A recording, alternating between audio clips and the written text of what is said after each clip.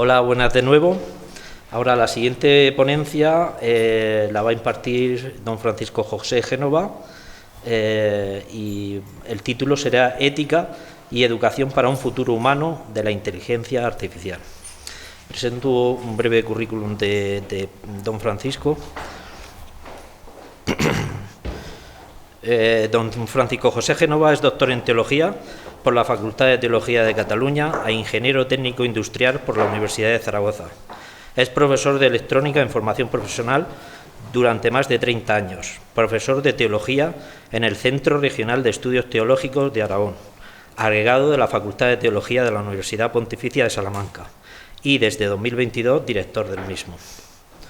Consiliario de la Fundación Canóniga San Valero y es también autor de diversos artículos sobre los desafíos antropológico y teológico de la inteligencia artificial y el transhumanismo, y del libro Anne Forrest, Dimensión religiosa de la búsqueda de inteligencia artificial. Paco, tienes la palabra. Muchas gracias, José. Buenos días a todos y gracias por estar aquí. Pues como hemos oído el título, es ambicioso y ciertamente en el tiempo que tenemos son unas pinceladas, pero que intentaremos que sean lo más profundas posibles. Para avanzar en este marco ético y educativo que garantice ese futuro humano de la inteligencia artificial, que es lo que planteamos, lo primero es plantearnos una pregunta que, aunque parezca obvia, no lo es, y es ¿qué es la inteligencia artificial? Porque si queremos reflexionar sobre ella, es importante hacérnoslo. Y es importante incluso también lanzar una mirada al pasado, porque aunque parezca algo muy novedoso, tiene profundas raíces y es necesario mirar hacia ellas. En primer lugar, es importante detenernos en dos acontecimientos históricos. El primero nos vamos a hace 60 años, en 1964. ¿Algún problema? Ah, bueno, claro, como estoy encima del ordenador. Vale. Vale. Como decía, en 1964, en el Instituto Tecnológico de Massachusetts, Joseph Weizenbaum, que era profesor de informática, fue capaz de desarrollar un programa, ELIZA, al que podemos considerar como el primer bot conversacional o chatbot. Era muy elemental, apenas 200 líneas de código, pero que realmente tuvo un efecto que al propio Weizenbaum le sorprendió. Él buscaba simular la conversación con un terapeuta y a través de la pantalla del teclado del ordenador. Pero le interpeló profundamente cómo reaccionó la gente ante ese programa, muchos de los cuales conocían lo que realmente eran, porque algunos eran alumnos de informática, colegas, y sin embargo vio cómo quedaban seducidos por él y actuaban como si verdaderamente estuviesen hablando con una persona. Y no hablamos de Alexa o de uno de los chats que tenemos ahora, sino de un sencillo programa de hace 60 años. Esto provocó que este profesor del MIT iniciase una seria reflexión sobre el efecto de los ordenadores en los seres humanos. Fruto de esa reflexión nos encontramos un libro que publicó en 1976, hace también bastante, sobre la razón humana y el poder de los ordenadores. Llegaba a afirmar Weizenbaum que la transformación del mundo a la medida del ordenador, que es algo que hemos ido viendo, en realidad comenzó mucho antes que los propios ordenadores, siendo estos frutos de esa mentalidad que ha ido redefiniendo al ser humano y a la sociedad. Nos dice que la mentalidad es anterior. Por eso él utiliza el ordenador como metáfora de esa realidad que expresa. Para él, el verdadero poder no está en el propio ordenador, sino de donde él mismo procede. Esto es, no es el ordenador el que provoca la mentalidad, como decíamos, computacional del ser humano, es el desarrollo de esa mentalidad en el ser humano la que crea el ordenador, y este a su vez la retroalimenta acelerándola. Los historiadores de la inteligencia artificial muchas veces se retrotraen hasta el siglo XII y XIII con Ramon Llull, un mallorquín, que ya entonces pensaba cómo mecanizar, y partía de que el pensamiento humano es mecanizable. Para Weizenbaum, los dos principios fundamentales a la hora de poner en relación a los ordenadores y a las personas son, el primero, mantener la distinción entre seres humanos y máquinas. El segundo, que hay ciertas tareas que nunca se deben dejar a los ordenadores, aunque sean capaces de llevarlas a cabo. No es esa la cuestión. Estos dos principios van a recorrer también lo que ha de ser una ética de la inteligencia artificial, y que siguiendo a Weizenbaum podríamos decir prácticamente lo mismo cambiando el nombre. Primero, diferenciar clara y nítidamente cualquier tipo de inteligencia artificial de los seres humanos. La antropomorfización es uno de los problemas que nos encontramos al describir la inteligencia artificial. Segundo, no aplicar la inteligencia artificial en aquellos espacios en los que pueda poner en peligro la dignidad humana, aunque sea posible, aunque se pueda usar, pensar los efectos que tiene sobre el ser humano. Ambos tratan de prevenir lo que a Weizenbaum le preocupaba especialmente, que se produzca una abdicación de la responsabilidad humana en las máquinas. Weizenbaum, 8 años después de esa publicación, en el 76, en una reedición en el Reino Unido, comentaba un poco esos 8 años, sus experiencias, y una de las cosas que le preocupaba era el efecto en los jóvenes, que antes hemos escuchado sobre ellos, llegando a calificar de pandemia el adoctrinamiento de los jóvenes en la idolatría simplista y uniformada al ordenador, nos decía en el 84. Claro, los problemas, como vemos, no son de hoy. El mérito de Weizenbaum es que, más allá de las cuestiones de desarrollo tecnológico, veía lo que hay detrás. Y lo que hay detrás era igual hace 60 años que ahora. Otro elemento que nos puede ayudar a situarnos es la conferencia de Dartmouth, que es donde se acuña el nombre que conocemos como inteligencia artificial, porque no ha existido siempre como tal. Fue en 1956 y estuvo promovida por John McCarthy y contó entre sus organizadores a Claude Shannon, que fue en el 37 el que dio el primer paso para pasar de los ordenadores mecánicos, que antes que electrónicos eran mecánicos, a los actuales que tenemos, porque tuvo el ingenio de pensar en relés eléctricos para implementar el álgebra de Boole. Eso que ahora nos parece tan obvio, pues en ese momento un chaval joven de unos 20 años en el MIT tuvo la idea, Claude Shannon. Junto a ellos estaban Maureen Minsky, Nathaniel Rochester, y ahí fue el propio John McCarthy el que propuso el nombre de inteligencia artificial, aunque inicialmente se hablaba de otros nombres, Automata Studies y otros parecidos. Pero McCarthy era contrario a ese nombre y también, algo muy importante, quería diferenciar el campo, porque quería coger prestigio para los investigadores que había, que en ese momento eran unas decenas en todo el mundo, y también se quería diferenciar de la cibernética, en ese momento muy en boga, y con Norbert Wiener, que fue uno de los impulsores o el padre de la cibernética, también quería dejarla aparte, que no se mezclara en lo que ellos intentaban hacer. Entonces, resulta innegable el éxito de la denominación, pero es igualmente cierto que contribuyó la invención de inteligencia artificial a cuestiones que, como veremos, también conllevan a lo que es el mito, a atribuirle cosas que no son. Entonces, para eso también voy a hacer una pequeña referencia a las clasificaciones, no tanto técnicas, sino sobre todo los pensadores y filósofos que han ido haciendo sobre ellas. Entonces, John Searle, que es un filósofo norteamericano que fue el primero que pensó, o de los primeros que pensaron, cómo clasificar la inteligencia artificial, lo hizo muy sencillo. Hizo inteligencia artificial débil y fuerte. La débil sería la que se utiliza para un propósito concreto y realiza una tarea, y además solo esa, que es la que siempre existe, la que ha existido. Ante eso estaba la fuerte, que es la que muchos pensadores, tecnólogos y filósofos a veces debaten, y con mucho tiempo y muchas páginas, sería la inteligencia artificial fuerte, que sería aquella que supuestamente alcanzaría el nivel de la humana e incluso la superaría. Actualmente se ha hecho una distinción y se habla más, en vez de débil, de inteligencia artificial estrecha o limitada, que es todos los sistemas de inteligencia artificial que tenemos entrarían ahí. Luego, la fuerte de Searle la han dividido en inteligencia artificial general, que sería aquella que alcanzaría el nivel de la humana, y superinteligencia artificial, que sería la que la superaría. Porque parte del mito es que una vez consigamos que esa inteligencia alcance el nivel humano, ella sola sea capaz de superarlo. Pero eso es una afirmación. Y suelen hablar sobre superinteligencia porque quienes piensan que esto es posible dicen que como no hay un referente natural, no hace falta decir que es artificial. Otro elemento importante es decir que estas dos últimas, la general y la superinteligencia, no existen. Hay quienes piensan que van a ser posibles, pero no existen. Dos autores que son un buen ejemplo de esto son Ray Kurzweil, desde el mundo de la tecnología, y Nick Bostrom, desde el campo de la filosofía, que además acaban de publicar este mismo año 2 libros en la misma línea.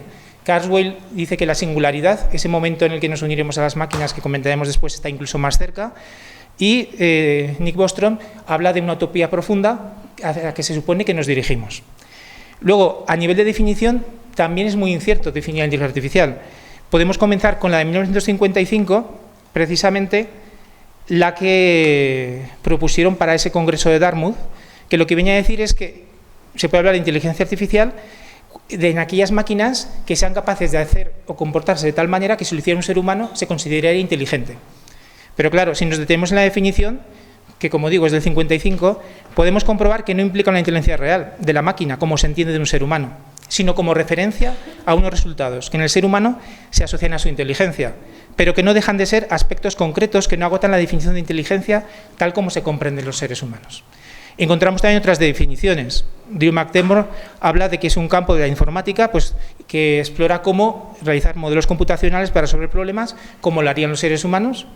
O Margaret Boden lo que nos dice que, en este caso, si los ordenadores hacen las clases de cosas que hace la mente.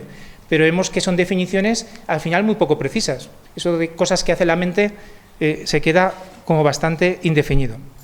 Estas dificultades a las que se enfrenta el nombre ya clásico y asumido y popular, pero no quiere decir que en los campos más profesionales se utilice. Incluso me comentaban personas que trabajan directamente con todo esto que a nivel profesional en los artículos se suele evitar ese nombre, aunque a nivel popular sea muy utilizado. Entonces, esto hace que esas dificultades hoy día se incrementan en cuestiones como el machine learning, que es lo que todos hemos conocido últimamente.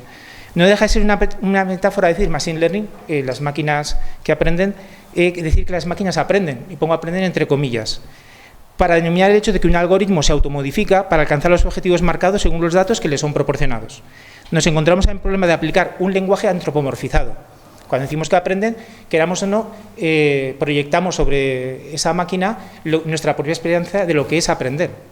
Y no podemos ignorar, lo ya he comentado, que actualmente todos los sistemas de inteligencia artificial corresponden a lo que se denomina inteligencia artificial estrecha o limitada. Es lo que hay. Porque, como dice Erik Larson, son todos ellos sistemas limitados a la solución de problemas. Esto nos hace ver la importancia que tiene lo que hemos dicho en el mito de la inteligencia artificial. Cito a Pablo Rodríguez, un autor que en el 18 hablaba sobre el mundo futuro de la inteligencia artificial, para que veamos lo que se supone en este mundo. Se dice: llegados a este punto será posible alcanzar la inmortalidad digital y tendremos la capacidad de cargar nuestros cerebros con información de los ordenadores. Al traducir nuestras mentes a las máquinas, podríamos vivir para siempre, liberando el alma de nuestros datos, de la debilidad de nuestros cuerpos físicos, y los conceptos de muerte y de duelo, tal como los conocemos, dejarán de existir. Estas palabras de Pablo Rodríguez están en la línea de quien sin duda es el gran defensor de la singularidad y popularmente más conocido, que es Ray Kurzweil, y al que Erik Larson ha denominado el bulldog de la inteligencia artificial. Sin duda, en mi opinión, es una referencia al bulldog de Darwin, Thomas Huxley, un colega de Charles Darwin con la teoría de evolución, que a todos los que le atacaban, pues Thomas Huxley era feroz y le apodaron el bulldog de Darwin, y que además es abuelo de Thomas Huxley y de Aldous Huxley, perdón, Julian Huxley y Aldous Huxley. Entonces, este Kurzweil es el primer desarrollador de programas de reconocimiento de caracteres, OCR, del escáner para ordenador, el sintetizador de voz a texto, ha sido director de ingeniería en Google, cofundador de la Universidad de la Singularidad en Silicon Valley. Kurzweil se expresa así: la singularidad representará la culminación de la unión de nuestra realidad biológica y nuestra existencia con nuestra tecnología, dando como resultado un mundo que todavía es humano, pero que ha trascendido las raíces biológicas. Personalmente, es cierto que él está obsesionado con eso, en mi opinión. De hecho, él manifiesta que una de sus motivaciones es permanecer vivo, porque ya se va haciendo mayor, para este momento que le permitirá pues, vivir para siempre tecnológicamente. Esa singularidad, Luciano Floridi dice que no deja de ser una distracción, un malentendido de lo que realmente es la inteligencia artificial. Y estoy de acuerdo, porque la singularidad no deja de ser lo que Erik Larson denomina ese mito. Y mientras miramos al mito, no miramos otras cosas. Para él, el mito consiste en creer que la llegada de una inteligencia artificial a nivel humano, la llamada general, o sea, una inteligencia artificial que realmente sea inteligente, y no la que ahora existe, es inevitable antes o después. Erik Larson, afirma que esto existe actualmente en nuestra imaginación, reforzada por una visión simplificada y reductora de la inteligencia humana. Larson retrotrae este problema hasta Alan Turing, que es un hombre más conocido, afirmando que el gran error de Turing fue reducir la inteligencia humana a la resolución de problemas. Claro, ahí nos encontramos en los años 50, Turing lo conocemos por toda la Segunda Guerra Mundial, con un final personal trágico, pero él estaba muy centrado en las matemáticas, la informática. Para él la inteligencia y sus colegas pues era saber jugar al ajedrez, resolver problemas matemáticos, y proyectan lo que es su propia vida y su forma de entenderse a sí mismos sobre el resto. Y piensan que ser inteligente es eso: dominar el ajedrez, las matemáticas y los ordenadores. Y es lo que proyectan. Es lo que Paul Breer y Edwin Locke denominan el principio de similaridad. Al final, estoy tan metido en lo que hago en mi campo que lo utilizo luego para comprender todo lo demás. Larson llega a decir que los seres humanos, en contra de Turing, tienen inteligencia social, tenemos inteligencia emocional, usamos nuestras mentes para otras cosas que resolver problemas y puzzles, por complejos que sean. Todo sugiere para él que lo que aplica Turing es una visión simplificada de la inteligencia. Larson se expresa así: esa inteligencia general que se busca o se pretende, en realidad es la nuestra, y no se trata de algoritmos que en nuestra cabeza van corriendo. Hay unas cuestiones culturales, históricas, sociales, unos contextos, un estar en el mundo, que todos estos dejan de lado. Resulta también como el crecimiento humano, resalta también como el creciente dominio de nuestra cultura de esta narrativa no puede ser separado del aspecto económico que hay detrás, y siempre lo ha estado. Cuando esta conferencia de Dartmouth quiere dar ese impulso, es que también están buscando fondos. Y batallas entre qué línea de inteligencia artificial, qué de desarrollo se imponía, era una cuestión de quién convencía, sobre todo aquí, a DARPA y a todos los sistemas de defensa de Estados Unidos, de quién se merecía los fondos por lo que prometía hacer. O sea, el dinero estaba muy presente. Pero el mito es muy potente y permea a pensadores y a la sociedad en general, por no decir todo lo que supone la ciencia ficción, eso que parece que algo que es posible y que está a nuestro alcance. Un ejemplo es un pensador español, José María Lasalle, que acaba de publicar un libro sobre la civilización artificial, que asume plenamente ese mito. Tiene algunas preocupaciones éticas, planteamientos que me parecen muy interesantes, pero lo hace asumiendo ese mito, porque da como seguro un futuro de inteligencia artificial como un tú pensante, capaz de dirigirse al ser humano a su mismo nivel, como un cerebro artificial con todo lo bueno del cerebro humano, y dice él, sin condicionamientos morales ni falibilidad. Un mito es esa infalibilidad, la idea de que vamos a crear una realidad que va a ser mejor que nosotros, incluso algunos plantean como el próximo paso en la evolución, y que va a ser mejor. Esto tiene profundas raíces y consecuencias sobre la comprensión que el ser humano tiene sobre sí mismo, porque al final se está utilizando aquello que hemos creado, que hemos construido, en este caso los ordenadores, a cualquier nivel, como la manera de comprendernos a nosotros mismos. La metáfora del software-hardware para comprender al ser humano, la mente, el cuerpo, ese tipo de cuestiones. Entonces, afecta a todos los ámbitos de la sociedad humana, incluida la ciencia, que indudablemente hoy día está muy sujeta a la técnica, prácticamente viviendo un carácter tecnocéntrico. Y Aaron Lanier, que es considerado uno de los padres de la realidad virtual, siendo él, además, quien popularizó dicho nombre y que desarrolla su trabajo actualmente en Microsoft, en cuestiones relacionadas con la realidad virtual, siempre se ha caracterizado por ser muy crítico con el uso de las nuevas tecnologías y su influencia en las personas. De hecho, tiene numerosas publicaciones. Y para él lo expresa así, dice que con esta visión y esta vivencia de la tecnología se han reducido las expectativas sobre lo que el ser humano es y sobre lo que puede llegar a ser. Si al final nos consideramos una máquina más, rebajamos completamente las aspiraciones sobre nosotros mismos. Por eso la afirmación de un filósofo catalán, de Jordi Pillem, de que la única manera de que nuestros robots se asemejen a nosotros, que parece que es un anhelo que tenemos, es que nosotros degeneremos hasta parecernos a ellos, cobra especial importancia y hace necesario que nos planteemos una ética y una educación que pongan las bases para que la inteligencia artificial no sea una amenaza para un futuro verdaderamente humano de nuestro mundo. Es un movimiento preocupante, esa pretensión de humanizar nuestras máquinas, nuestros robots, y al mismo tiempo de robotizarnos a nosotros. Una ética y una educación para todo esto comprometidas con un florecimiento de lo humano, que ya en el aquí y ahora del actual desarrollo, no hace falta pensar en mitos futuros, necesita ser promovido y cultivado. Esta idea de trabajar por el florecimiento del humano la encontramos en diversos autores. Yo he citado a Erik Larson, Luciano Floridi o José Luis Guillén. Un ejemplo de cómo el mito se transmite lo encontramos en la propia Unión Europea, cuando el 17 de septiembre de 2017 se aprobó en el Parlamento Europeo unos principios generales sobre robótica e inteligencia artificial, principios generales relativos al desarrollo de la robótica y la inteligencia artificial para uso civil.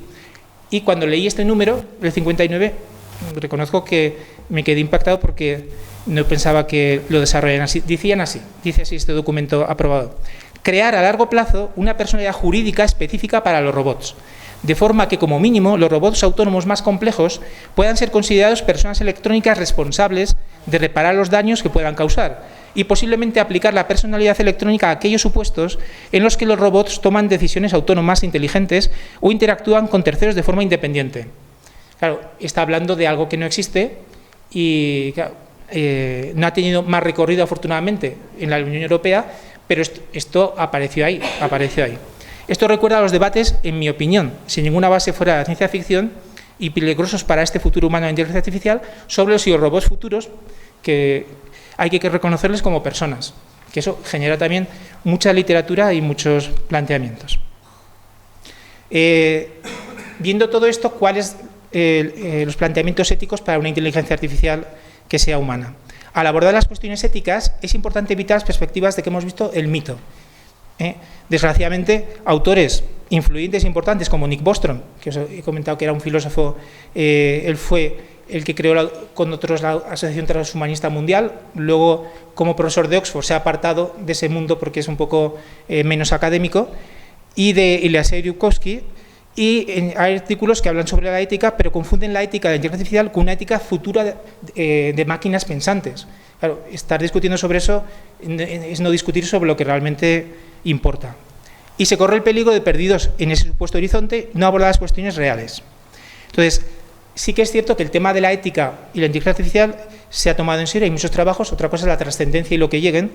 Entonces, nos vamos a detener fundamentalmente en los de la Unión Europea y la UNESCO, pero voy a citar dos de otras instituciones. Por ejemplo, los principios de Asilomar de 2017, es la conferencia de Asilomar en Puerto Rico, que fue organizada por el Instituto para el Futuro de la Vida y que presentó 23 principios para ser aplicados. El propio Ray Kurzweil, que comentaba antes, estaba presente y considera que ha sido una influencia muy positiva. Otra declaración, de entre las muchas que hay, es la de Montreal. Ahí la Universidad de Montreal, también en 2017, hizo un foro sobre el desarrollo de inteligencia artificial socialmente responsable y a raíz de ahí pues sacaron unos valores fundamentales que podemos resumir en bienestar, autonomía. Cuando hablo de autonomía, vamos a estar hablando de autonomía de los seres humanos, no de los sistemas de inteligencia artificial. Justicia, privacidad, conocimiento, democracia y responsabilidad. Pero son más interesantes aún, no porque estos no sean, sino por su alcance, los de la UNESCO. Entonces, hay un documento que se aprobó por todos los miembros en 2021 que se titula La recomendación sobre la ética de la inteligencia artificial y que el propio documento de la UNESCO define así: un instrumento normativo elaborado mediante un enfoque mundial basado en el derecho internacional y centrado en la dignidad humana y los derechos humanos, así como en la igualdad de género, la justicia social y económica, el desarrollo, el bienestar físico y mental, la diversidad, la interconexión, la inclusión y la protección del medio ambiente y de los ecosistemas. Puede dar una orientación responsable a las tecnologías de la inteligencia artificial. Eso es lo que busca. Las claves de partida son el derecho internacional y los derechos humanos. Lógico, siendo además, como estamos hablando, de la UNESCO, ya que pretende aportar un instrumento que pueda ser aceptado mundialmente y parte de esas bases, lo cual sabemos que es un desafío, porque sabemos cómo está el mundo y que aunque hablemos de esos derechos humanos y derecho internacional, no hace falta más que lanzar una mirada para ver que queda mucho por conseguir ahí. Y lo hace formulando 4 valores y 10 principios. Los 4 valores habla de respeto, protección y promoción de los derechos humanos, las libertades fundamentales y la dignidad. El segundo, prosperidad del medio ambiente y los ecosistemas. El tercero, garantizar la diversidad y la inclusión. Y el cuarto, vivir en sociedades pacíficas, justas e interconectadas. Sabemos que no es poco. Luego hay unos principios que desarrolla un poquito más, que muchos nos sonarán, que son proporcionalidad e inocuidad, seguridad y protección, equidad y no discriminación, sostenibilidad, derecho a la intimidad y protección de datos, transparencia y explicabilidad. En esto nos tendremos más porque los nuevos desarrollos de inteligencia artificial, que hablamos de Machine Learning, tienen un problema muy serio con esto. Responsabilidad y rendición de cuentas, no basta decir lo ha dicho el algoritmo, o sea, no, sensibilización y educación, y gobernanza y colaboración adaptativas y de múltiples partes. Es muy interesante también, aunque su influencia podamos pensar que es más centroeuropea o europea, sí que tiene, ahí la Unión Europea es un referente con sus limitaciones en todo esto. Entonces, la Unión Europea abrió un camino que ha sido recorrido durante varios años y ya en 2018 hubo un documento que se titula Declaración sobre Inteligencia Artificial, Robótica y Sistemas Autónomos, en el que se centra en el ser humano. Incluso un autor como Mark Zuckerberg ha destacado que el trabajo de la Unión Europea está muy centrado en el ser humano, desde también lo que es el mundo europeo. Este documento, basándose en los valores que expresan los tratados de la Unión Europea y la Carta de Derechos Fundamentales, propone los siguientes principios, que como veremos nos empiezan a sonar de lo que hemos escuchado ya. Dignidad humana, autonomía, repito, autonomía del ser humano, responsabilidad, justicia y equidad, solidaridad, democracia, Estado de Derecho, seguridad e integridad corporal y mental, protección de datos y privacidad y sostenibilidad. Entonces, luego hubo otro documento en el 2019, Guías éticas para la inteligencia artificial confiable, en el que habla incluso de imperativos éticos. El lenguaje que utiliza el documento de la Unión Europea es categórico, es imperativos éticos, que son el respeto de la autonomía humana, además aquí lo explicita más concretamente de qué autonomía habla, la prevención del daño, que va a estar muy unida al principio de precaución, hay que pensar también las consecuencias, la equidad y la explicabilidad. También ofrece una serie de requisitos que pretenden pasar del nivel que imponen los principios éticos planteados a una aplicación práctica. Estos requisitos que ofrece son 7, pero el mismo documento afirma que es una lista no exhaustiva. No es que no pueda haber más, pero hace como una guía para orientarnos. Y dice, acción y supervisión humanas, incluidos los derechos fundamentales, la acción humana y la supervisión humana. Solidez técnica y seguridad, claro, incluida la capacidad de resistencia a los ataques, la seguridad, un plan de repliegue, la seguridad general, precisión, fiabilidad, reproducibilidad, gestión de la privacidad y de los datos, incluido el respeto de la privacidad, la calidad, la integridad, así como el acceso. Transparencia que une a la trazabilidad, la explicabilidad y la comunicación. No pueden ser cajas negras, aunque a veces la realidad es que actúan como tales. La diversidad, con no discriminación y equidad, de tal manera que no haya sesgos injustos. Esto de los sesgos ha sido algo que ha tenido trascendencia, que hemos visto casos que incluso han sido especialmente lamentables, porque muestran también las limitaciones, al final, que tienen todos estos sistemas. Pero eso no se puede decir que es así. O sea, eso hay que corregirlo o, si no, no utilizarlo. Bienestar social y ambiental. Aquí incluye la sostenibilidad, por supuesto, el impacto social, la sociedad y la democracia. Y rendición de cuentas. O sea, auditabilidad, minimización de efectos negativos y, cuando se produce, notificación. No taparlos para ver si no se enteran. En el camino ha habido otros trabajos, como el libro blanco sobre ética e inteligencia artificial de 2020, la propuesta de la regulación de 2021 y, más reciente, la ley de inteligencia artificial que es de este año, que estamos de 2024. Claro, algunos se preguntan si no son demasiados principios y desde tantas fuentes, y no siempre se quiere decir lo mismo con las mismas palabras. Entonces, ante esta proliferación de principios, desde diferentes instituciones o grupos, por ejemplo, un autor, Floridi, se pregunta lo que decía yo, si no serán demasiados. Y estaremos ante lo que él denomina un problema de proliferación de principios. Porque al final, tanto, pero no llegamos a profundizar en ninguno. Ante lo cual nos hace una propuesta de 5 principios nucleares, formada por 4 basados en la bioética. Esto no es casual. Cuando se empezó a desarrollar el tema de la inteligencia artificial, la ética, se recurrió como inspiración a lo que era la bioética. No es directamente traspasable uno a otro, pero sirvió de inspiración. Entonces, y añade un 5º específico, que es la explicabilidad, muy unido a lo que decía de que no puede ser que digamos que eso lo ha dicho el algoritmo, no sabemos por qué, pero lo ha dicho y hay que cumplirlo. Pues no. Entonces, establece esos principios que serían, intentando hacer un resumen, el de la beneficencia, o sea, promover el bienestar, la dignidad y la sostenibilidad; el de la no maleficencia, que sería todo lo relacionado con la privacidad, la seguridad; y el principio de precaución, que es muy importante. A veces hay sectores en todos estos campos que se rebelan contra ese principio de precaución, porque en el fondo se piensa como que es una limitación a lo que podemos hacer, cuando lo que pide el principio de precaución es pensar en las consecuencias de lo que vamos a hacer. Aún así, pensando en las consecuencias, pueden aparecer resultados inesperados y negativos, pues imaginémonos si ni siquiera lo pensamos. Aquí es muy interesante, aunque ya tenga más de 2 siglos, la novela de Mary Shelley, Frankenstein o el moderno Prometeo. La gente piensa que es una novela de terror, y bueno, claro, ahí hay asesinatos, pero no es una novela de terror. Es una reflexión en esa época sobre esto que estamos diciendo. La cuestión es, el doctor Frankenstein está convencido de que lo puede hacer y cree que tienen los medios, los cadáveres y la electricidad, que en ese momento se pensaba que la electricidad era prácticamente el secreto de la vida. Se había descubierto que la relación entre biología y electricidad. Entonces, no es un invento de la autora, es que estaba eso en el ambiente.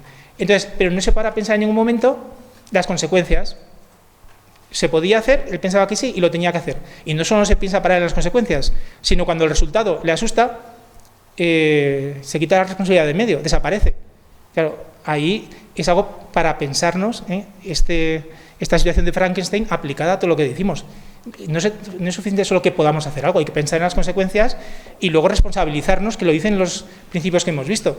Hay que dar cuentas de lo que hemos hecho. Doctor Frankenstein escapa y ya sabemos la novela.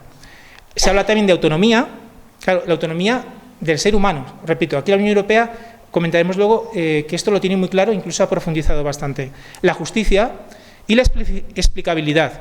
El efecto caja negra, sobre todo en el Machine Learning, que dedicaremos ahora una reflexión. ¿Por qué? Porque todo esto, que es muy extenso, me va a detener en dos claves que considero fundamentales. No hay tiempo para más. Que serían esa autonomía humana y la explicabilidad. Y hay un problema que recorre todo, que es la antropomorfización. Que veremos que al final lo que comentaba antes, que tendemos a atribuir un nivel de humanidad a aquello con lo que interactuamos. Y eso nos pasa con los animales, nuestras mascotas, pero claro, al fin y al cabo son seres vivos, pero que nos pase con una máquina es lo que comentaremos. Inteligencia artificial y autonomía humana, algo que de forma más o menos expresa hemos podido encontrar en todas estas recomendaciones, principios y valores para una ética de la inteligencia artificial, es la autonomía del ser humano. Son la Declaración de Montreal y la Unión Europea las que la abordan de un modo más claro. Montreal le dedica el segundo principio de la misma. Dice el principio de respeto a la autonomía. Dice, los sistemas de inteligencia artificial se deben desarrollar y usar siempre que respeten la autonomía de las personas y con el objetivo de incrementar el control de las personas sobre sus vidas y su entorno. Es un principio muy ambicioso que a primera vista mi impresión es de que no es de los que más se aplican, porque aquí sería incrementar no el control sobre nosotros, sino nuestro control sobre nuestras vidas. Pero es sin duda en las propuestas de la Unión Europea donde se profundiza más en este principio fundamental. Así lo podemos ver en la Declaración sobre Inteligencia Artificial, Robótica y Sistemas Autónomos que nombrábamos antes, donde se afirma que desde un punto de vista ético la autonomía solo puede ser atribuida al ser humano. Dice literalmente, desde un punto de vista relativamente ético, relevantemente ético, de la palabra, esta solo puede ser atribuida al ser humano.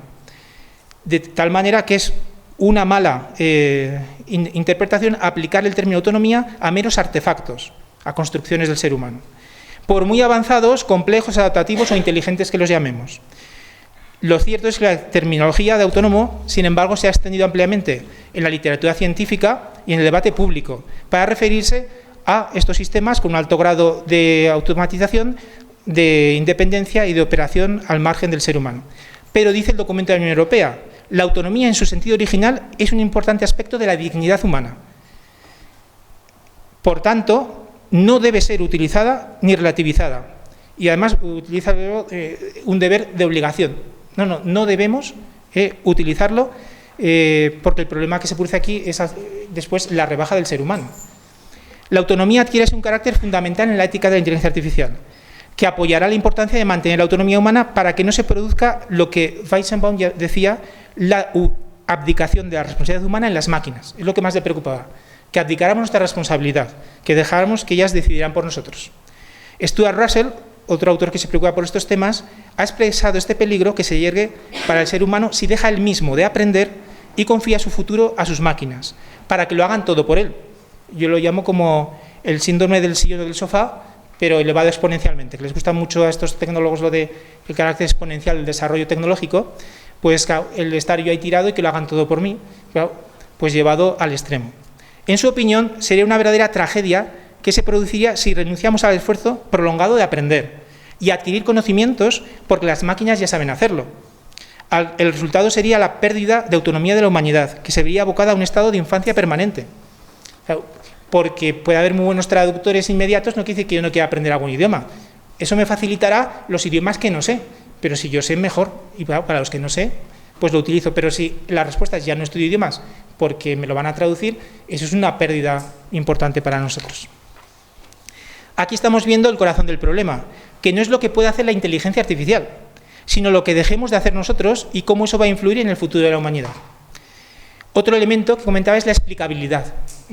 Uno de los retos a los que nos enfrentamos es el efecto caja negra, muy propio del Machine Learning, porque la complejidad que alcanzan los algoritmos en su proceso de automodificación hacen extremadamente difícil que se pueda escrutar el funcionamiento de esos algoritmos, ni siquiera porque se hicieron la programación inicial, pero siguen siendo líneas de programa.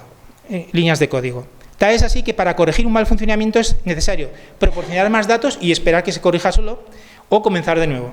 Claro, no es lo mismo, por supuesto, pero me gusta compararlo con un ovillo de lana que empieza a enredarse y no hay manera de sacarlo, el cabo cortas y es un desastre, pero sigue siendo lana, aunque nos veamos impotentes pero sigue siendo lana. Ese algoritmo sigue siendo un algoritmo, no ha tomado conciencia, no es un ser distinto, pero está tan enredado que no podemos saber por dónde funciona o si hay un problema, atajarlo diciendo cambio esta línea de código. No se puede. Y surge una pregunta vital. ¿Cómo delegar decisiones que afectan a la vida de los seres humanos en un algoritmo del que no podemos explicar cómo toma esas decisiones? El principio de explicabilidad exige dar una respuesta. A nivel público, en España y en Europa en general se utilizan menos, también hay sus debates, digo de instituciones públicas, de privadas sí que se utilizan. Pero en Estados Unidos hay algoritmos que deciden a qué profesor se despide o qué preso se le otorga la libertad provisional. Y lo ha dicho el algoritmo. Educación. Para abordar el papel de la educación en la tarea de construir un futuro en el que el desarrollo de la inteligencia artificial no haya minado su humanidad, es orientativo acercarse a lo que al respecto afirma la UNESCO. Nos dice claramente que afecta a todos los ámbitos. Literalmente dice, afecta a la educación, las ciencias sociales y humanas, las ciencias exactas y naturales, la cultura, la comunicación y la información. Tiene ese carácter. En general la técnica lo tiene, pero estas tecnologías, por su carácter mismo, son globalizadoras. Reconoce cómo la inteligencia artificial plantea nuevas cuestiones éticas en diferentes campos, siendo uno de ellos el de la educación que nos interesa ahora. Dice la UNESCO, la educación, porque vivir en sociedades en proceso de digitalización exige nuevas prácticas educativas, una reflexión ética, un pensamiento crítico, prácticas de concepción responsables y nuevas competencias, dadas todas sus implicaciones. De lo anterior se suele insistir mucho en las competencias digitales, pero se suelen olvidar con más frecuencia otras como la reflexión ética y el pensamiento crítico, que es todo lo contrario al pensamiento que se fomenta, el computacional, que comentaremos después. Tal como leemos ahí, estamos ante una realidad que afecta directamente a la educación, no de un modo aislado, sino en el marco general de un ser humano que se despliega sobre el mundo en todas sus dimensiones. Cuando aislamos dimensiones del ser humano, estamos haciendo una simplificación, que puede ser útil para el estudio, pero si perdemos de vista el carácter global, tenemos un problema serio. Esta perspectiva integral no podemos perderla, ni someterla a una realidad concreta, como en este caso es la inteligencia artificial. Es el peligro del totalitario de la técnica sobre el ser humano. Yo no soy contra la técnica, todo lo contrario, me dedico mucho tiempo a la técnica y estoy convencido de que está muy unido al ser humano, pero el ser humano nos movemos entre ambigüedades y ese poder positivo de la técnica y ese poder negativo, al final, es nuestra capacidad para el mal y para el bien. Más aún, es importante dar a la educación ese carácter global y englobante de la persona humana, que la alejen de cualquier reducción de la misma, remarcando ese carácter de exigencia que se hace presente también en todo lo relativo a la inteligencia artificial, pero sin reducirlo a ella. Porque el corazón de este desafío se afronta con lo que siempre ha sido fundamental, colocando a la persona en el centro. La educación no ha de tener como centro a la inteligencia artificial ni a cualquier otra tecnología o realización humana. Es muy importante sostener que la inteligencia artificial no es una excepción, no es algo excepcional, como un estado de excepción, que pone en suspenso los valores humanos. Se ha de someter a ellos como el resto de desarrollos del ser humano. El centro ha de ser siempre la persona, en una educación concebida como encuentro personal entre educador y educando. Las herramientas son eso, pero la educación es siempre encuentro personal entre educador y educando. Esto no supone alejar la inteligencia artificial de la educación, en ningún caso. Supone situarla en el nivel de herramienta, al servicio de un proyecto educativo que siempre la supera, que no puede estar condicionado por esa inteligencia artificial o cualquier otra tecnología. El gran debate no es si los alumnos la usan para hacer sus trabajos o no, es de otro nivel, tiene su importancia a su nivel, pero no es el gran debate ético. El gran debate es si la educación que ofrecemos a nuestros alumnos les abre caminos para situarles con plena conciencia de sí mismos, desarrollando la reflexión ética y el pensamiento crítico ante la inteligencia artificial y ante la realidad entera, no solo ante ella, ante todo, que incluye la inteligencia artificial. Una educación así concebida permite afrontar los retos que plantea José Luis Guillén para la humanidad en una época de inteligencia artificial. Son, el primero, que los seres humanos puedan florecer en todas sus dimensiones. Y el segundo, que los seres humanos puedan mantener su libertad frente a los poderes que quieren controlarlos. Y para él la solución está en una educación que tenga como objetivo el florecimiento humano y que no permanezca ajena a la inteligencia artificial. Es una realidad que antes comentaba alguien que está aquí para quedarse. No se trata de quitarla, ni mucho menos. No lo conseguiríamos tampoco. Situando el futuro del ser humano en clave de colaboración y no de sustitución de los seres humanos por inteligencia artificial o por cualquier otra cosa. Esto es, frenar la lógica del imperativo tecnológico. Porque, y cito literalmente sus palabras, paradójicamente la forma de surfear la ola de la automatización es siendo más humanos. Nunca ganaremos a las máquinas en tareas automáticas, pero el ser humano sí podrá decir dónde tiene sentido aplicar esos algoritmos y dónde no. Y esa es la clave, profundizar en humanidad. No caer en la trampa del mito de la inteligencia artificial que comentábamos antes, que nos quiere convencer de que nuestro futuro está en las máquinas, en nuestra unión incluso con ellas y de algún modo hacernos nosotros mismos máquinas. Y para esto es fundamental aplicar el principio ético que hemos visto de la autonomía, que como explican los documentos de la Unión Europea, en sentido estricto solo cabe aplicarse a los seres humanos y no a las máquinas. Desde este principio se fundamenta la decisión sobre dónde queremos aplicar los algoritmos y dónde no, que eso sea una decisión verdaderamente humana. Muy importante con todo esto, no existe un determinismo tecnológico que nos va arrastrando y que solo nos deja llevarnos por la fuerza de esa corriente. Hay siempre decisiones humanas, más o menos claras, más o menos publicitadas, pero siempre hay decisiones humanas e intereses personales de grupos o de naciones. El desarrollo tecnológico está guiado por decisiones humanas.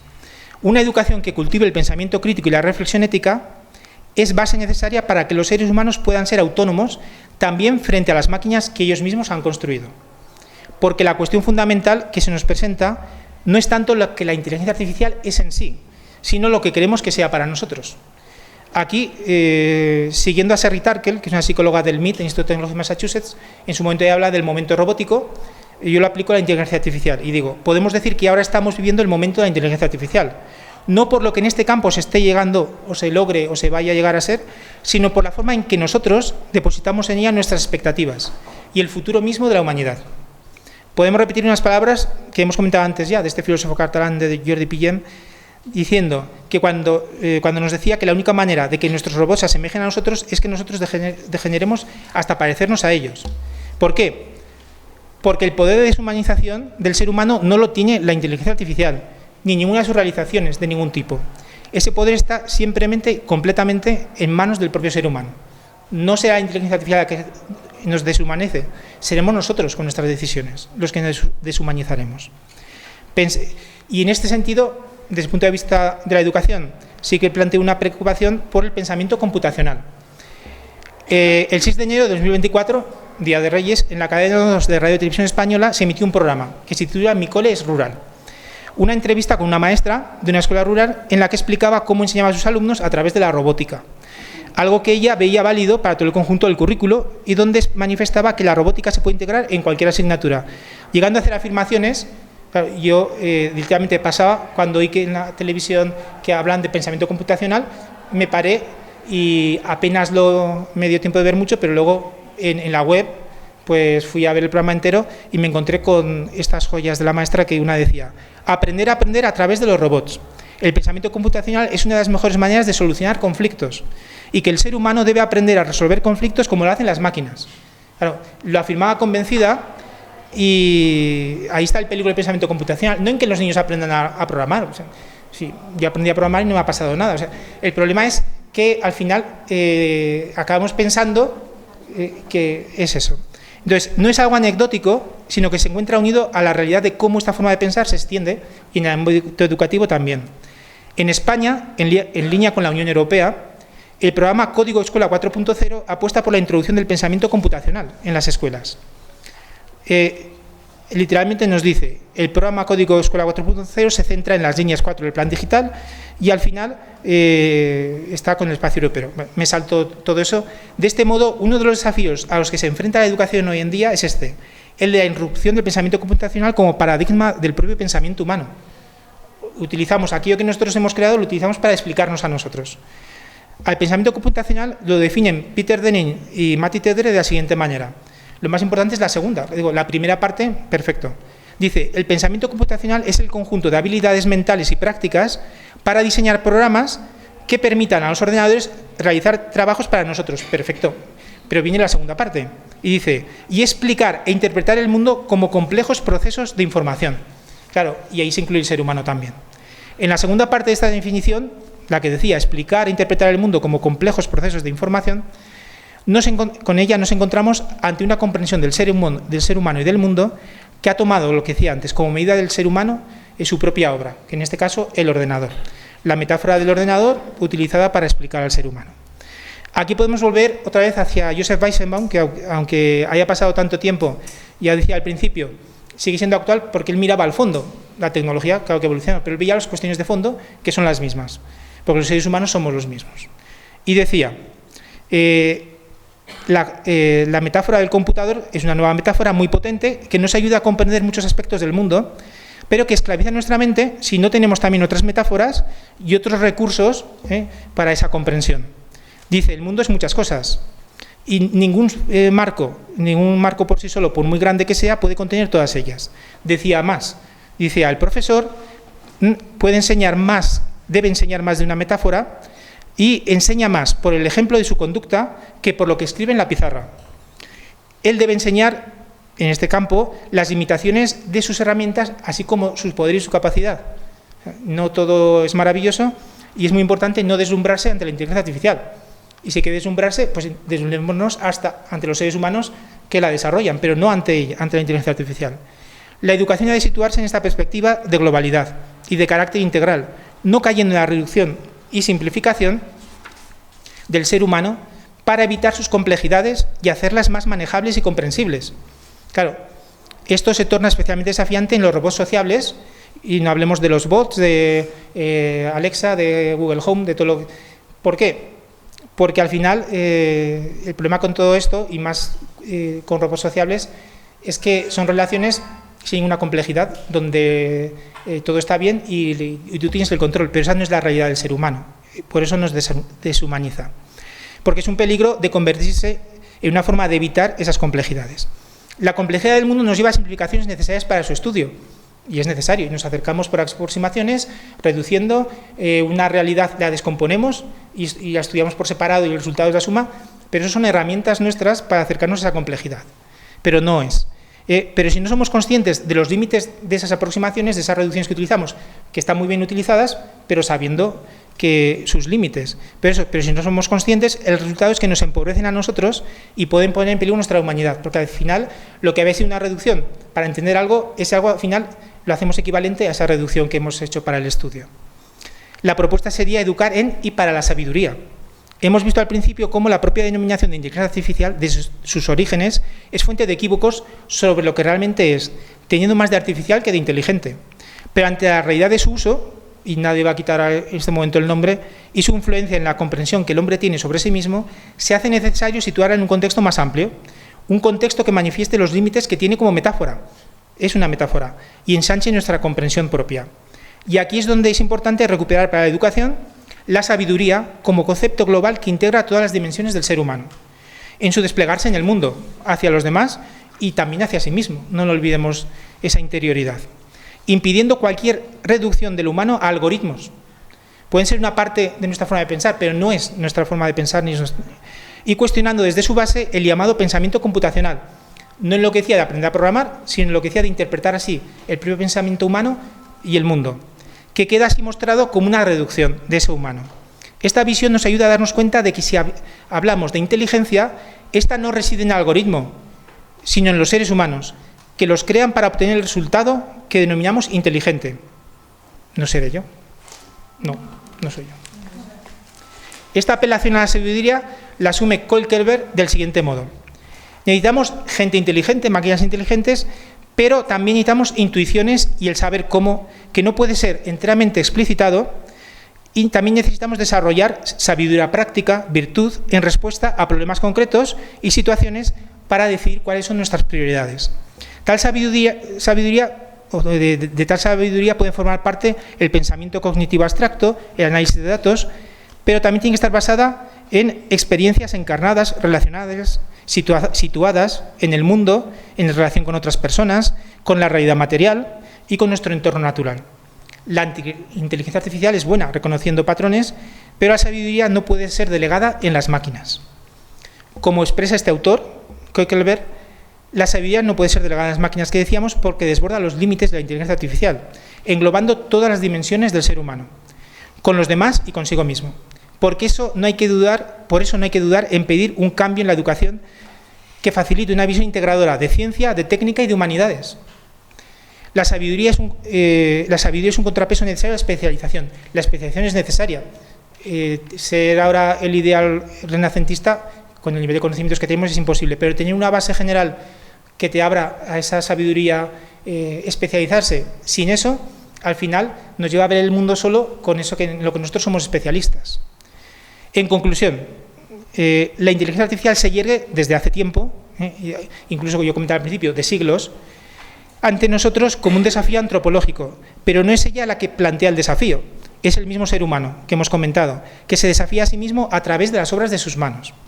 Y como todo desafío antropológico, el abordarlo requiere una profunda reflexión ética. Tal como hemos visto, hay una conciencia extendida de esa necesidad, con el resultado de una proliferación de principios por parte de instituciones y de diversos grupos. Pero esa proliferación, a su vez, genera una dispersión que también puede hacer peligrar las pretensiones de la misma, y sobre todo cuando, además, los lenguajes, para decir con unas palabras, a veces no quieren decir lo mismo. Es necesario caminar hacia una unificación que facilite un camino compartido a nivel mundial, pero no es fácil. En el día a día los desafíos se multiplican. Sistemas de armas letales autónomos, automatización en todos los sectores de la sociedad, con preocupaciones por el mundo laboral y otros, robots sexuales, educación en un mundo de inteligencia artificial, falta de alternativas que limitan la verdadera libertad de elegir de las personas y su autonomía. Por eso es imperioso pasar los principios a la acción. Destaca en este campo, con sus limitaciones, pero también con lo que ha conseguido, las iniciativas de la Unión Europea, que en ese sentido se puede considerar convertida en un líder mundial, no porque sea enorme lo que ha hecho, sino por lo poco que han hecho otros.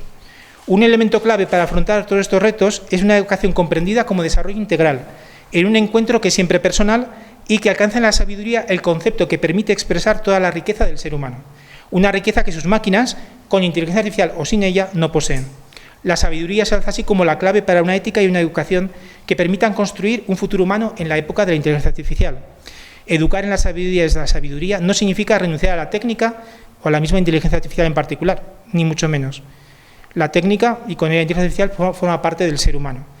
Significa situarla al servicio del ser humano, de modo que el resultado de esa educación no sea unos seres humanos dominados por la técnica, sino unos seres humanos que dominan la técnica, inteligencia artificial incluida, y la ponen a su servicio, aplicando el principio de autonomía que les permite tomar las decisiones sobre su vida y sin llegar a eso que temía Weizenbaum, que es la abdicación de la propia responsabilidad, y ya no es que decían los otros por mí, ahora es que decían las máquinas por mí.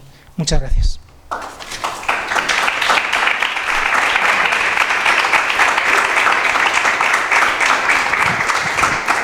Muchas gracias, Paco. Ahora, si alguien tiene alguna pregunta que hacer, algo que quiera preguntarle a Paco.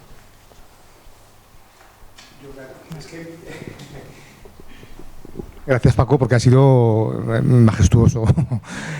Yo veo tres momentos. Primero, desconocemos realmente lo que hay detrás de la inteligencia artificial, como tú bien decías, ¿no? Es decir, nos imaginamos lo que puede ser un escenario.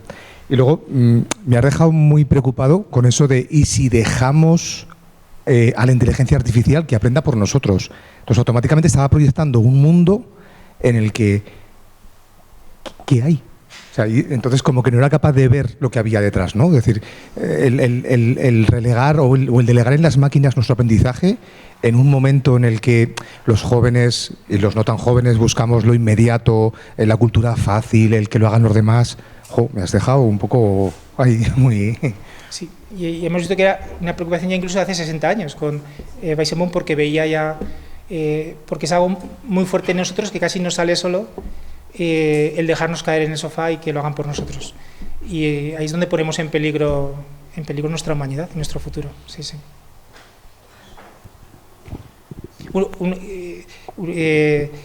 Algo que a veces comento, lo de los asistentes de hogar, Alexa, Google Home, alguno de estos, el hecho de que para que se encienda la lámpara que tienes al lado le des la orden a Alexa, con lo que supone eso, que la orden va por internet para que se encienda, claro, es decir, al final, claro, hay muchas cuestiones, a todos nos gusta dar órdenes, bueno, yo creo que no, pero entonces, el que alguien te obedezca, aunque sea la máquina, pues pero es un poco, es decir, ¿por qué hacemos eso? En vez de levantarnos y darle la luz. Bueno, gracias Paco por tu intervención, la verdad que me ha encantado. Y la pregunta sería, con lo rápido que avanza todo y lo que cuesta que haya unos principios consolidados, ¿conseguiremos realmente poder incorporar en los centros educativos, trasladar todo esto a nuestros alumnos sin que consideren la inteligencia artificial realmente como un elemento superior al ser humano? Siempre hay dos caminos que al final tienen que ser complementarios, es desde abajo y desde arriba. Las instituciones tienen que actuar, pero luego nosotros tomamos decisiones en el desde abajo, en cómo se configura, en este caso, un instituto, un colegio, en qué planteas con los alumnos. Ahí también vas marcando a esas personas en concreto. Puede parecer poco, o sea, pero si desde abajo los que están a pie de igual que esta maestra que nombraba yo, bueno, pues su idea me parece peligrosa, pues donde estemos nosotros, no hacer eso, o sea, fomentar ese valor de la persona, que se hagan dominando el programa, la inteligencia artificial, pero poniendo en el centro que es una cosa más que aprenden, pero no es un carácter totalizador de la enseñanza. Yo creo que además hay que ser consciente de que tenemos que poner todos, entonces empezar por lo que podemos, y si estamos en una institución educativa, en la nuestra, y lo que podamos llevar fuera, pues llevarlo, pero empezar nosotros. No esperar a que venga de arriba, que a veces viene, a veces no. Y hace falta también a veces que se impulse desde abajo. También. Gracias, Paco. Yo voy un poco en la línea de lo que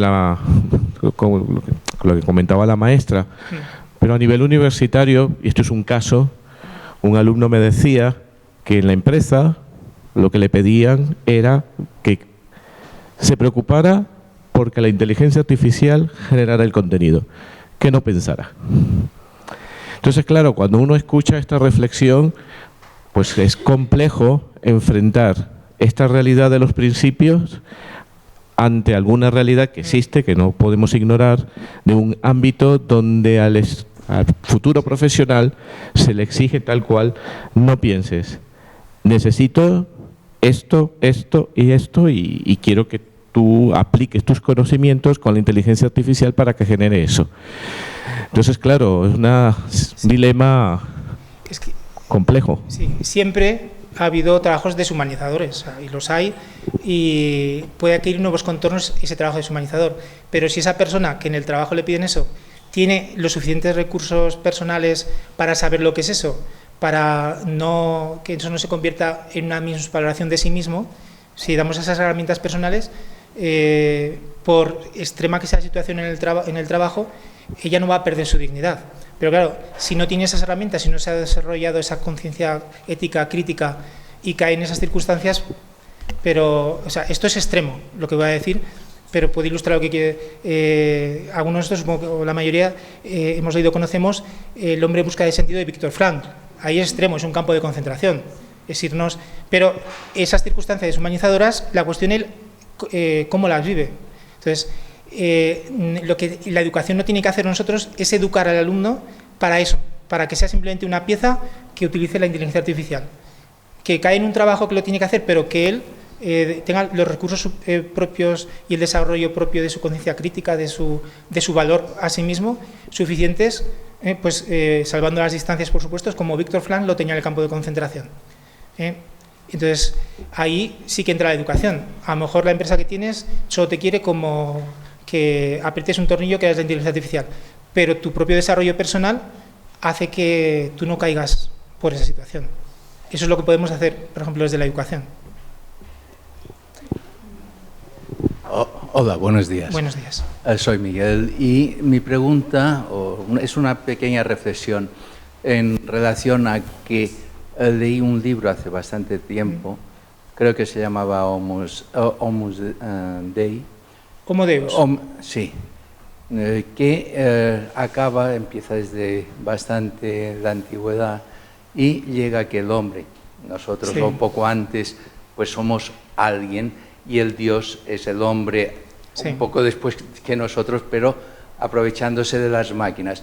hasta el punto de que estas máquinas cogieron esta inteligencia tan elevada, tan propia, tan egoísta.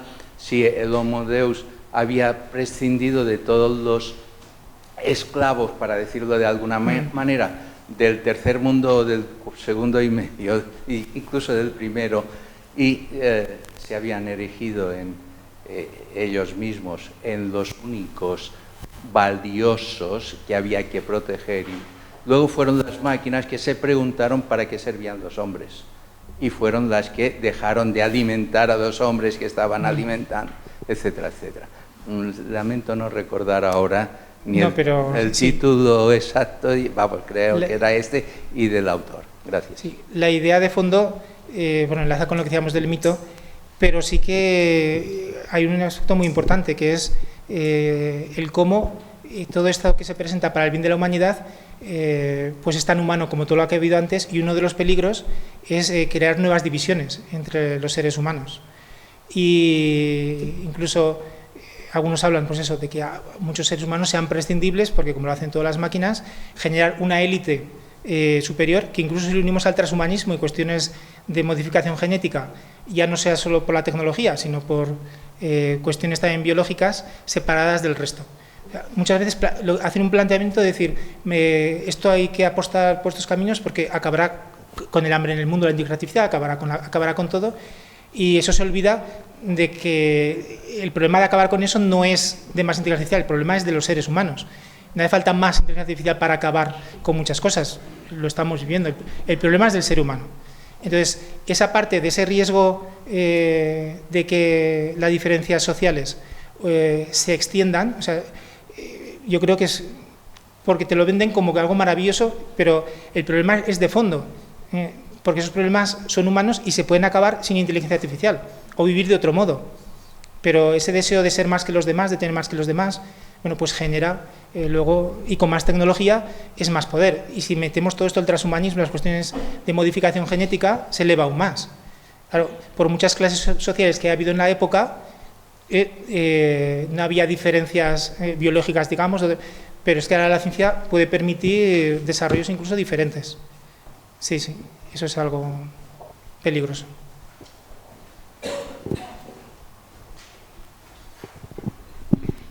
Paco, yo quería felicitarte por muchas razones. Primero, porque hace muchos años elegiste un título de tesis que parece ser que es de rabiosa actualidad.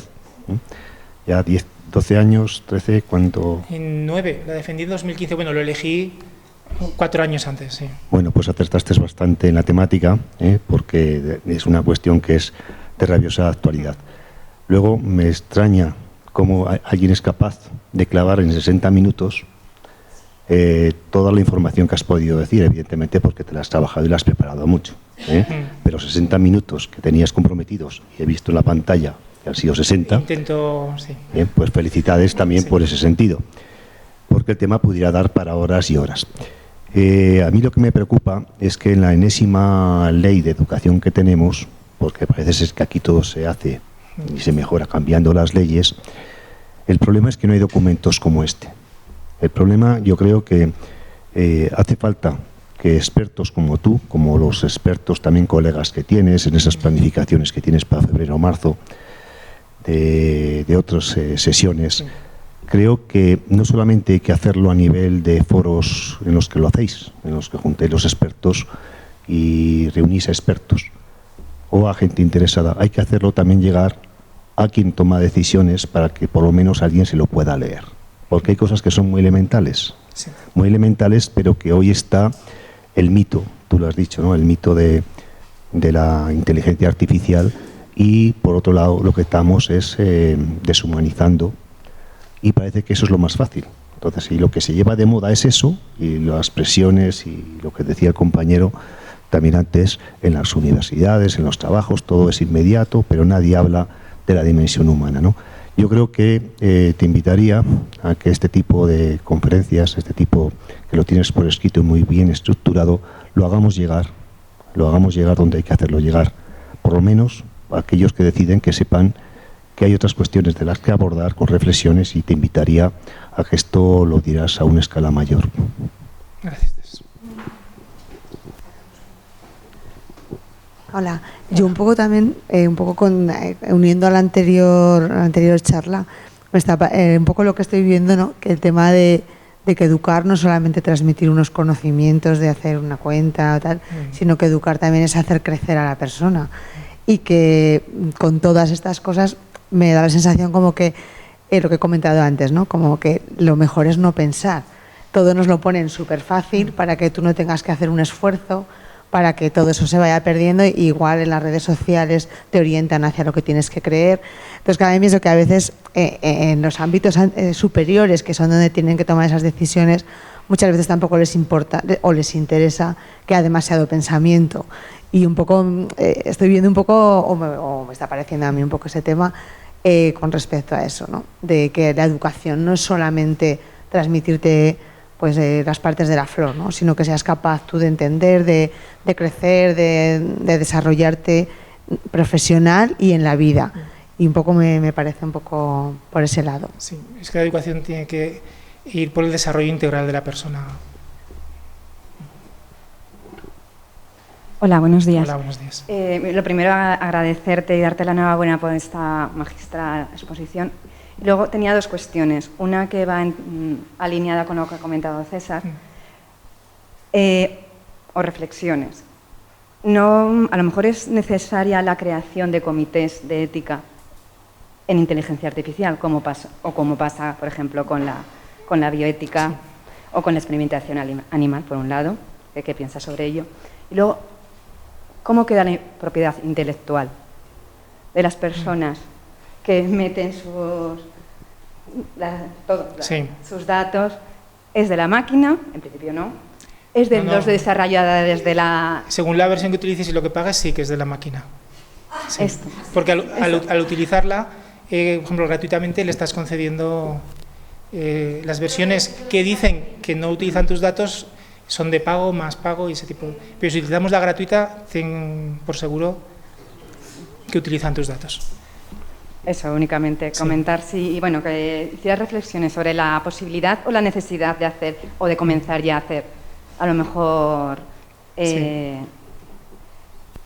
reuniones de expertos o comisiones o lo que fuera, y luego la propiedad intelectual, ¿cómo queda? Sí, es que el debate de la propiedad intelectual, sabéis todos que siempre hay una tensión entre el avance que es más rápido. Incluso sabéis que las grandes plataformas ha habido querellas, ha habido con Google, por ejemplo, con Facebook, pero la verdad es que se mueve todo tan rápido, son tan grandes que al final van por delante de la legislación, de los jueces, de los estados, que ese es otro problema de esto, que se han construido, se han convertido en unos monstruos tecnológicamente a nivel mundial, que al final reúnen el control, y los controles son buenos. O sea, esa libertad de hacer lo que yo quiera, hay que responder. Uno de los principios era que hay que responder, y hay que responder de lo que hacen. Entonces, lo que decías de la propiedad intelectual es que es muy importante, en mi opinión, respetarla, pero sabemos lo que ocurre.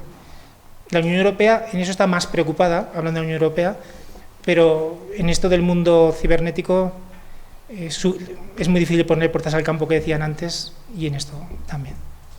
Sí.